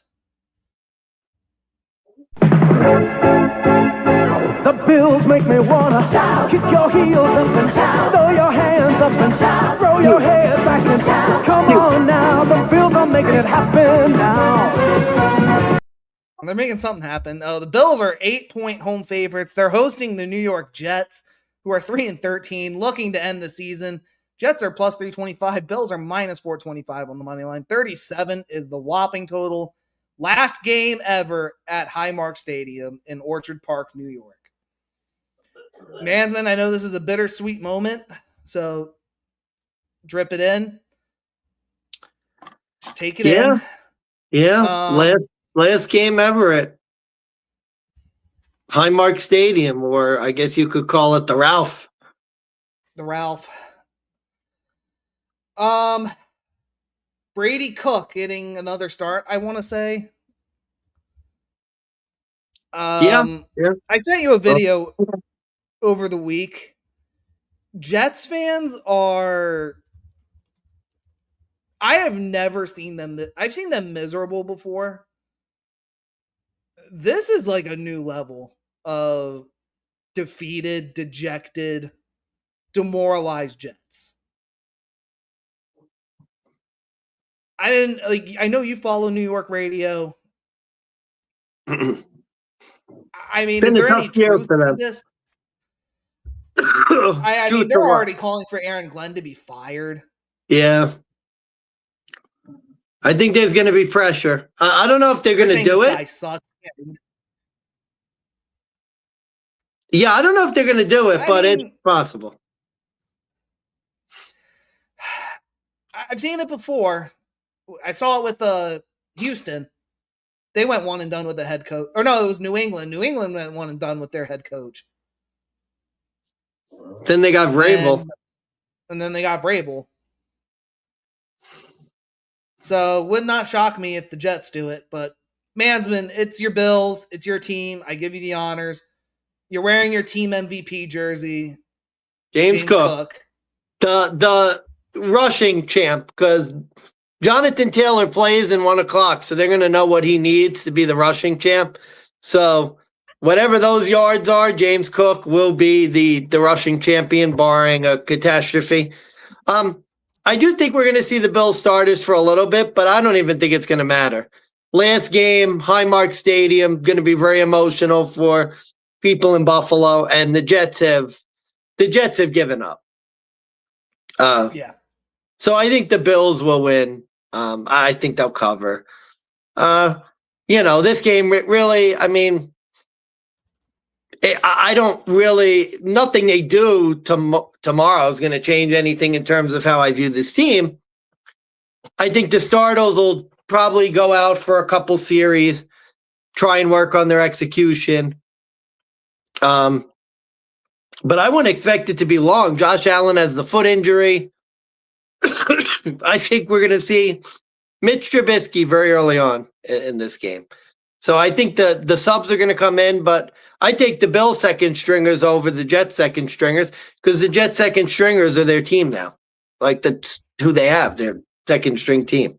So give me the Bills to embarrass the Jets.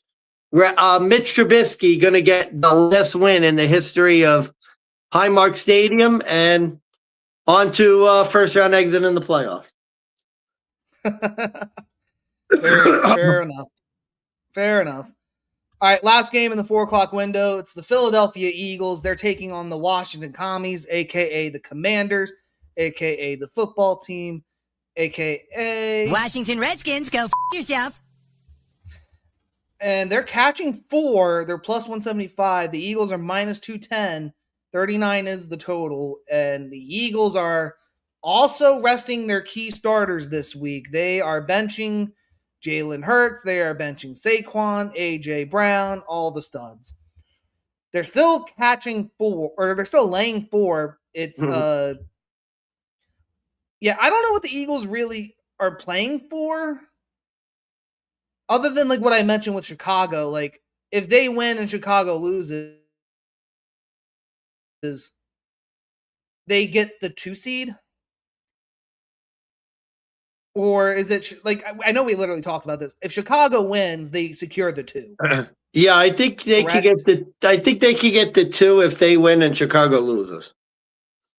Okay. So with that said, do you really want to fight hard to host Green Bay, or do you just want to rest, stay put, and get the LA Rams or the 49ers at home? which I think for the Eagles, you would want the Niners because that's a real good rivalry, especially in the playoffs.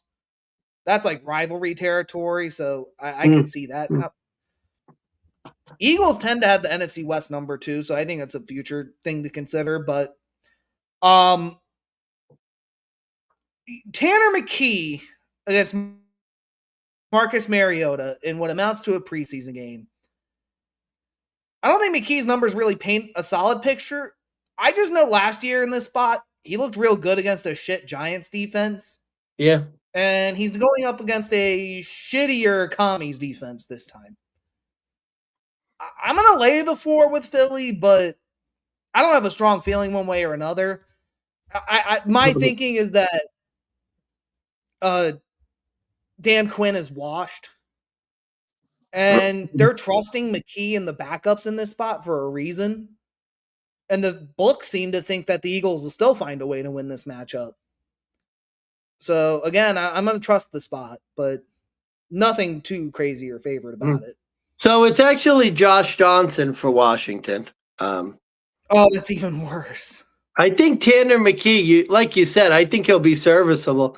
I don't think the Eagles starters are that great, having played them last week. I don't know if their backups are going to be any better. I leaned Washington from the start. I'll take Washington just because I don't think the Eagles really care.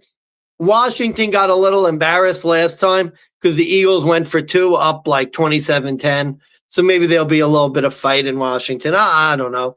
I just think with the points, the fact that the starters are out, maybe this could be a 4-point game. Washington gets a cover. Not feeling strong about it, but I'll go Washington. And thank you for taking over. You could tell my voice is starting to fail me. So yeah, you're still coming off that illness. So yeah. I'll carry us to the end. Sunday Night Football, AFC North. Win and go to the playoffs. Lose and go home. It is the Pittsburgh Steelers and the Baltimore Ravens. Pittsburgh is a 3.5-point home underdog with Aaron Rodgers, Mike Tomlin. Ravens minus 3.5 at home, on the road, minus 205. 40.5 is the total. Lamar Jackson is starting for this match. And since we're getting Lamar Jackson, give me the Pittsburgh Steelers plus the 3.5. God, what a shit schedule again. Like, this should have been the Saturday evening game or Saturday day game. This should have been Seattle Niners, but we talked about that already. Yeah, I mean, look, this is just so depressing to think about. I can't imagine how the Ravens and Steelers fans are coping with this. This is Tomlin as a home underdog against the Ravens. These teams always play close. These teams always competitive, especially when playoffs have been on the line. You're getting the 3.5 hook. I'm taking it with the Steelers. Because I think, I don't know what the running joke is. Either the Ravens will make the playoffs and be one and done, or the Steelers will once again go 9-8. Except this time they'll be bounced out of the wild card. And I think for this game, this is a head coach dead man walking. Whoever loses this, I think, is getting fired. Because I could see they've already paid Lamar, and Lamar Jackson is essentially the future of Baltimore. Harbaugh is the odd man out, I think, in this scenario. I could see them letting him go, especially with all the locker room drama. They're now talking about maybe letting Lamar go. There's whispers of that going on right now. I don't know if that's true. Pittsburgh, I think we're just overreacting a little bit to that Cleveland lost. We didn't really handicap it, but the one thing you have to remember is that Pittsburgh always struggles in Cleveland. When they're home against the Browns, they tend to destroy them, but when they're on the road, they tend to lose in that spot. I think a lot of people just fell into that trap last week. Now they're back home, they're catching points. And it's a primetime spot where, quite frankly, again, I normally would love to bet primetime Lamar, but this year he's 3-6. And yeah, he's 3-6 in primetime this year. And actually, I don't even think that's no, it's not true. sorry, I think it's like the Steelers are 3-6 in their last Sunday night. The Ravens have gone with Lamar. They're 1-4 in primetime this year. That game last week in Green Bay, that was Tyler Huntley. Which is surprising because primetime Lamar, I mean, that Sunday night Lamar was easy money, but not this year. No. So really, it's just Ravens haven't done well in primetime all year with Lamar. The only game they won was against Miami, which I think was a Thursday night game. So not much else to really add. We could dive into the trends of Tomlin as a dog, Ravens as a road favorite, but I'm going to trust my gut and take the 3.5. I think the Ravens, and I'll keep it brief. The Ravens continue to be the most overrated team in football. How are they 3.5-point favorites in this game? What have they done all year to be 3.5-point favorites in any road game? This is not the same Ravens team as the last 2 years. It's the same thing with Buffalo. I mean, I hate to say it, but people talk about the Bills and the Ravens like they're talking about the 2023, 2024 teams. These are two mediocre teams, and Baltimore has been even more mediocre than the Bills. Like, they should not be favored in this game. It's a wrong team favored game. Ooh, I think the Steelers are going to win and go to the playoffs. I do. Yeah, I do too. I think Steelers find a way I think it's Aaron Rodgers in a clutch moment. He'll find a way to get it done. They're going to lose next week to like Houston or whoever, but I think they'll win. I think they'll win this game. I mean, like I said, I haven't. Baltimore beat the Bills of the NFC, the Green Bay Packers. They suck. The Ravens are they're not the same team as last year. They're just not. No, I think Ravens. And I have to look at it real quick. I thought I saw it was something about Lamar and the Ravens as road favorites in prime. Like, it's something about them being as road favorites against divisional teams. AFC North.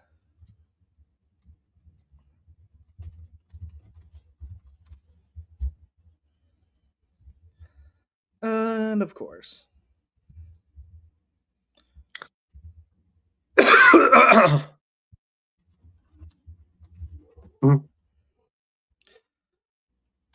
Let's see. That's what it was. They've lost 4 of their last 5 in Pittsburgh. It had nothing to do with them being favorites, but even looking back at the couple I'm looking at with them as favorites, 3-3, nothing crazy. In their last and 6. let the Ravens go down 10-0, and the fraud is going to be grabbing at his hamstring again.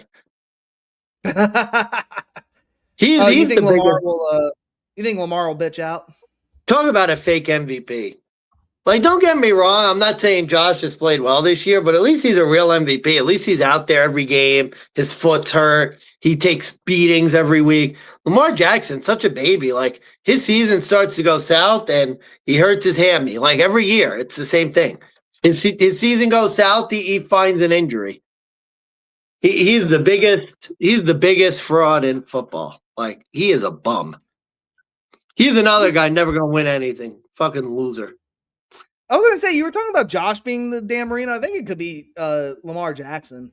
No. He'll have all the stats. Lamar's not good enough. Lamar's not good enough. He's not good. The guy's not good. Look at his stats year to year. He's not a good quarterback because he can't be on the field. This guy is not good. Here we go. Well, he's thrown for 4,000 yards once in a season. Once. Josh did that 4 years in a row. Yeah. Other than that, he's a running back. And now, because his hammy hurts. Well, I guess that's the big, I guess it lays into my handicap a little bit with the game. The Ravens picked up Derrick Henry.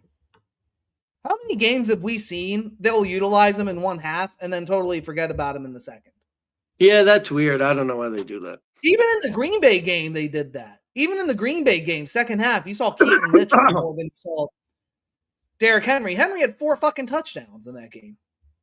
Yeah. I don't know what it is with Harbaugh and trying to spread the wealth, but like it has not worked for him in the past, and he just needs to like literally spread the wealth when it stops working. Like if Derrick Henry's running for 5 touchdowns, let him run for 3 more. What's it going to kill you to win a game like that? Who cares if Lamar doesn't get his stats? He's not in the game half the time anyways. Well, not wrong that's there. about it. Yeah. We got through all the games. 16. We'll do a quick recap. We'll see what we're heads up on.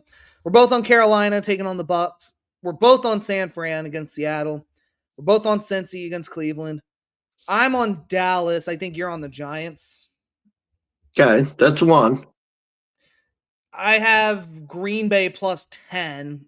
We'll see what it is in the contest. I may have to change it. You're taking Minnesota. Mm-hmm. I'm taking Indy. You're taking Houston. I'm on Atlanta minus 3.5. That's my under of the week. Atlanta, New Orleans under of the week. Indy's my fade of the week. Dog of the week, San Fran. Tampa is my over. I'll keep it moving. Jacksonville, Tennessee. I'm taking Tennessee with the points. You're going Jags. I think that's 5 right there in a row. Arizona, Rams. We're both going LA Rams. Rams are my best bet. Mm-hmm. You and I think we're both on Chicago. Yeah. I'm on the Raiders. You're on the Raiders. We're both on the Chargers with the points. You're with Miami. I'm on New England. So they're 6. And then Bills, Eagles, Steelers we're agreeing on. So we have our 6. I may adjust the Lions just to keep it interesting.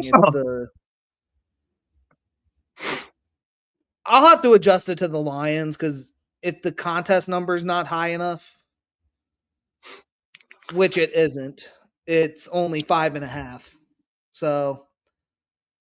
Oh, why don't we? Oh, geez, I should have put myself off camera. Hold on, let me put myself off You're camera. Good. I mean, basically, in order for me to.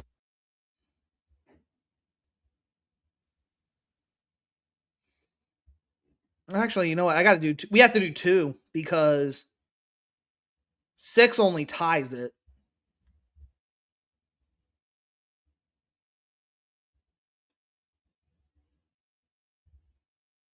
Oh, it's 5. Oh, wait, it's 5. So it is 6. And I lost Manzin. I'm here. Can you hear me? I can now, yeah. So Minnesota, it's only 6 points. Yeah, we have to have 6 different. So Indy, Tennessee,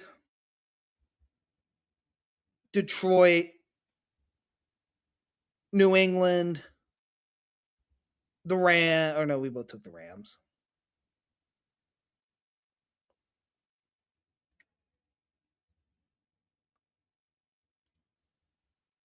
Oh, wait, I have Dallas. You have the Giants.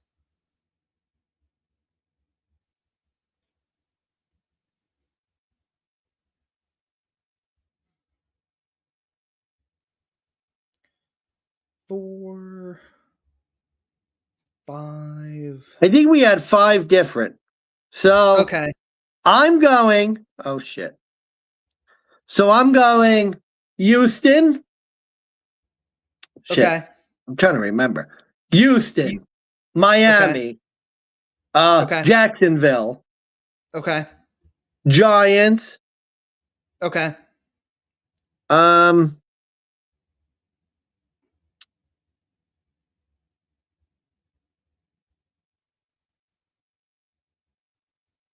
I'll take Detroit. You can have Chicago. Washington. 5. That's 6. Okay. So there we go. All right, for the Caser. For the Caser. There we go. 6 different. All you need is one of yours to win. So keep it interesting. All right, buddy. That's all I got. Let me go rest my voice. All right, buddy. I will catch you later. Thank you guys for tuning in. And as always, go in and make that motherfucking money. Have a good night.